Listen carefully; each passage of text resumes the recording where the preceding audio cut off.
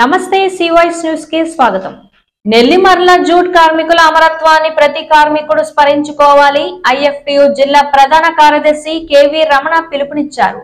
జంగారెడ్డిగూడెం పట్టణంలో నెల్లిమర్ల అమరవీరుల 30వ వర్ధంతిని ఐఎఫ్టియు ఆధ్వర్యంలో నిర్వహించారు। పట్టణంలోని మార్కెట్ యార్డ్ వద్ద జరిగిన ఈ కార్యక్రమానికి ముప్పిడి అబ్బుల అధ్యక్షతను వహించగా రమణ మాట్లాడుతూ నెల్లిమర్ల అమరవీరుల త్యాగాన్ని వివరించారు। ప్రతి ఒక్కరూ ఈ అమరవీరులను స్మరించుకోవాలని సూచించారు।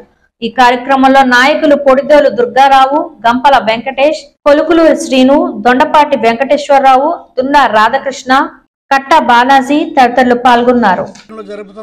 సరిగ్గా 30 సంవత్సరాల క్రితం నెల్లిమర్లలో మూసివేసిన జూట్ మిల్లును తెరవాలని చెప్పి అక్కడ 6000 కుటుంబాలతో పాటు అనేక మంది 40 గ్రామాల ప్రజలు కూడా పెద్ద ఎత్తున ఆందోళనలో పాల్గొన్నారు। చివరగా ఈ రాష్ట్ర ప్రభుత్వం చేస్తున్న మోసాన్ని తాడేపేడ తేల్చుకోవాలని ఆనాడు చెన్నై కలకత్తా రైల్వే మార్గాన్ని 9 గంటల పాటు దిగ్బంధనం చేశారు। ఆ రోజు జరిగిన పోలీస్ కాల్పుల్లో 5 కార్మికులు అమరులయ్యారు। వారికి ఈ రోజు విప్లవ జోహార్లు అర్పిస్తున్నాం।